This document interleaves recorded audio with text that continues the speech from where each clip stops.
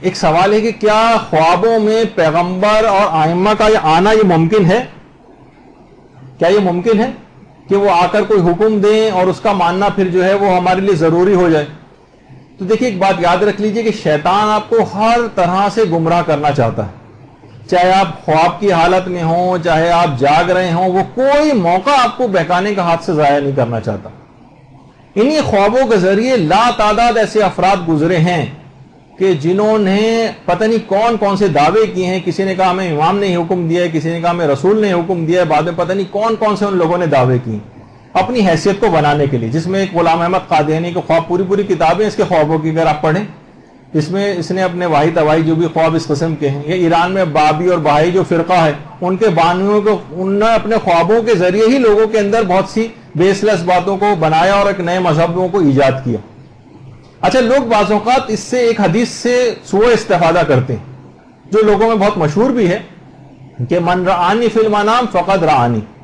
جس نے مجھے خواب میں میری زیارت کی ایسے ہی ہے جیسے اس نے بیداری میں میری زیارت کی۔ فإن الشیطان لا یتمثل فی صورتی، کیونکہ شیطان میری صورت نہیں بنا سکتا۔ لوگ کہتے ہیں بھئی خواب میں پیغمبر کی اور ائمہ کی شکل نہیں بنائی جا سکتی۔ اچھا، اس میں بہت سے الفاظ ریپیٹ ہو گئے ہیں اس سلائیڈ کو بنانے میں، تو ان کو آپ نہ ان کو، بلکہ اسی حدیث میں آگے چل کر ہے کہ نہ شیطان میری صورت بنا سکتا ہے، نہ میرے اوصیہ کی صورت بنا سکتا ہے، نہ ہی میرے شیعوں کی شکل بنا سکتا ہے۔ اچھا، اب کیا ہے، اس کے معنی کیا ہوں گے، ابھی آگے چل کر یہ بات آنے والی ہے۔ تو شیطان کسی شخص کی بھی نیند میں یا بیداری میں، پیغمبر فرماتے نہ میری شکل اختیار کر سکتا ہے، نہ میری اوصیہ کی شکل اختیار کر سکتا ہے، نہ صاحبان ایمان کی۔ اس حدیث کے متعلق شیخ مرتضی انصاری جو ہمارے کتنے بڑے اور مشہور عالم گزرے ہیں، انہوں نے اپنی کتاب رسائل اس کی دوسرے جلد میں یہ بات لکھی ہے کہ یہ حدیث ضعیف، اور اس قسم کی روایات سے استدلال نہیں کیا جا سکتا ہے خواب میں امام کوئی آ کر کوئی حکم شریعت بتائیں تو اس پر عمل کرنا الگ سے واجب ہو جائے۔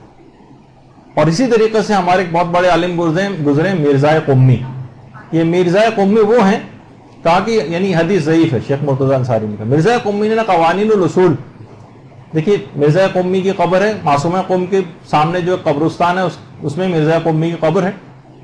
ان کی قبر ہے، اور ان کی قبر ہی کے اوپر ان کی کتاب کا نام ہے القوانین، جو ان کی بہت ہی مشکل ترین ایک قوانین الاصول جو ان کی کتاب کا نام ہے۔ اس میں انہوں نے کہا کہ یہ ٹھیک ہے کہ شیطان امام کی اور رسول اللہ کی شکل نہیں بنا سکتا، مگر کوئی اور شکل بنا کر یہ دعویٰ تو کر سکتا ہے کہ میں رسول یا امام ہوں، جھوٹ تو بول سکتا ہے، کیونکہ ہم رسول اور ائمہ کی حقیقی اور نورانی شکلوں سے واقف نہیں، تو کوئی سی بھی نورانی شکل بنا لے وہ اور کہہ دے کہ میں رسول اللہ ہوں یا امام ہوں، یہ تو ممکن ہے۔ تو آپ کے لیے بات لوٹ پھر کر پھر وہیں پر آ جاتی ہے کہ آپ کے لیے کوئی چیز ثابت نہیں ہوگی۔ اور بہار الانوار کے 58ویں جلد میں کہہ رہے ہیں اس بات کی تائید کے لیے حدیث بھی موجود۔ اور یہ سوال علامہ ہلی سے بھی پوچھا گیا کہ کوئی کہتا ہے کہ خواب میں رسول اللہ کی ہمیں زیارت ہوئی ہے یا امام معصوم کی زیارت ہوئی ہے اور اس میں وہ آ کر کوئی حکم دے رہے ہیں، تو کیا ہمیں ماننا چاہیے؟ تو علامہ ہلی نے کہا کہ اگر وہ خواب میں آ کر کسی خلاف ظاہر بات کا حکم دیں، یعنی جو بات قرآن و حدیث سے ٹکرا رہی ہو تو اس کو تو نہیں مانا جائے گا، لیکن جو بات قرآن و حدیث کے مخالف نہیں ہے، واجب و حرام کی اس میں کوئی بات نہیں ہو رہی ہے، مثلا وہ آ کر کہہ رہیں گے سورہ قدر جو ہے روزانہ پڑھو، تو اس میں مطابقت کرنے میں کیا حرج؟ وہ مثلا آ کر خواب میں آ کر کہہ رہے ہیں جو پہلے سے ثابت شدہ بات ہے کہ غریب کی مدد کرو، تو اس میں مطابقت کرنے میں، ان کا حکم ماننے میں کیا حرج؟ لیکن امام آ کر کوئی الگ سے حکم دیں گے، مثلا نماز پڑھنا آج سے بند کر دو یا اذان دینا بند کر دو، اب یہاں پر ان کی بات نہیں مانی جائے گی۔ تو اور یہی وجہ ہے کہ ہمارے چھٹے امام کی ایک حدیث بھی ہے، اللہم صلی علی محمد و علی محمد،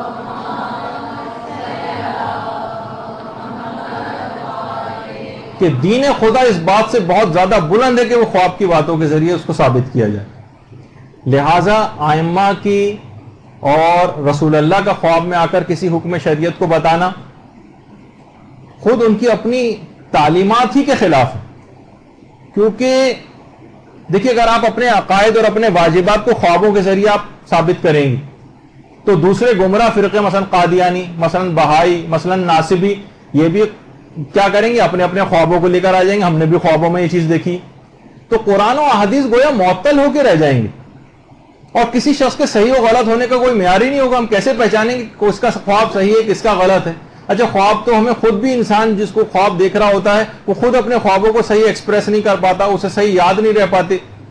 اٹھنے کے وہ سائنٹیفک ریسرچ بھی ہے کہ آدھے گھنٹے کے اندر اندر اکثر 90% خواب تو آپ بھول چکے ہوتے ہیں.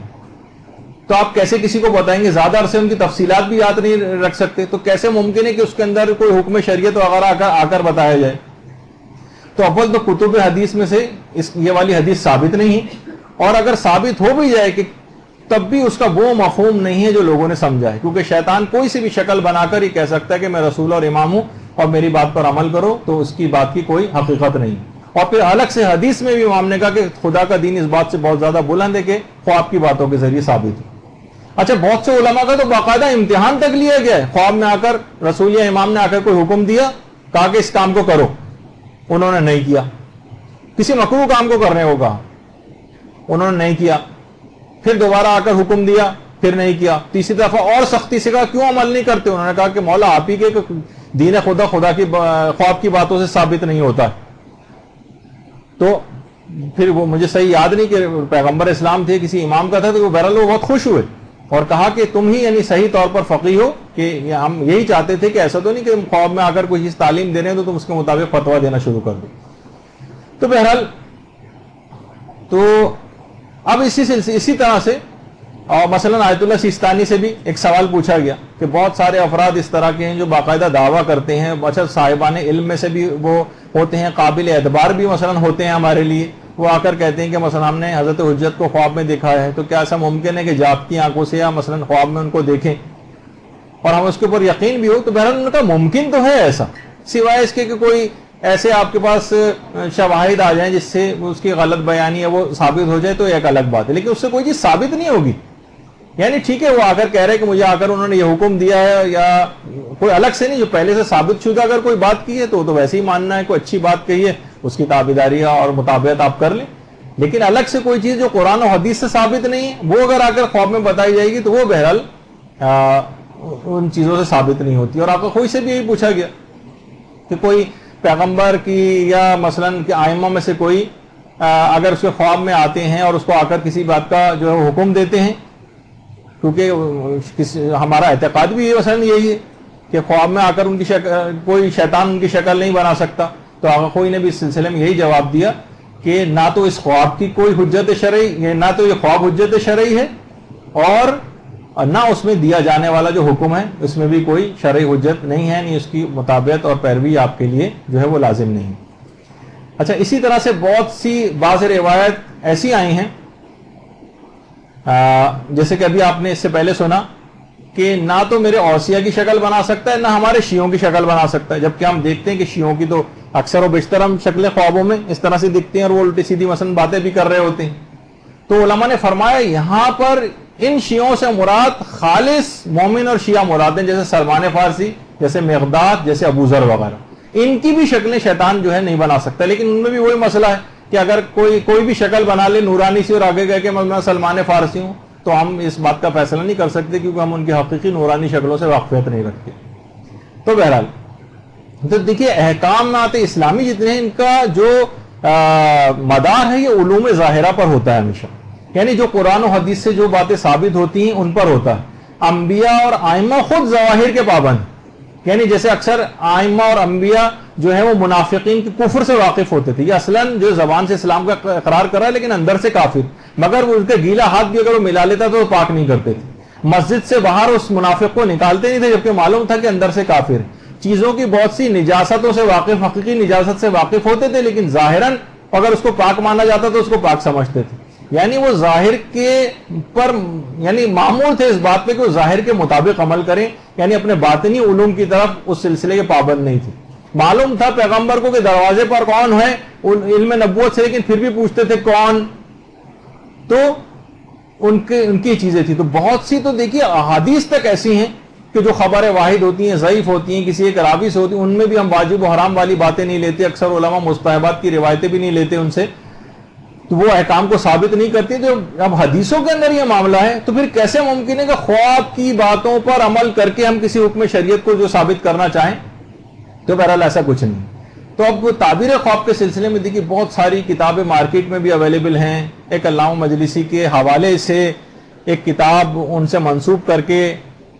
از افادات علامہ مجلسی لکھ کے بھی جو ہے وہ مارکیٹ میں وہ بھی جو ہے وہ آئی ہوئی ہے تعبیر الرویا کے نام سے. اور اسی طریقے سے تعبیر خواب کی بہت ساری کتابیں جو ہیں وہ مارکیٹ میں اویلیبل ہیں. لیکن بہرحال اندر اس کے جائیں گے تو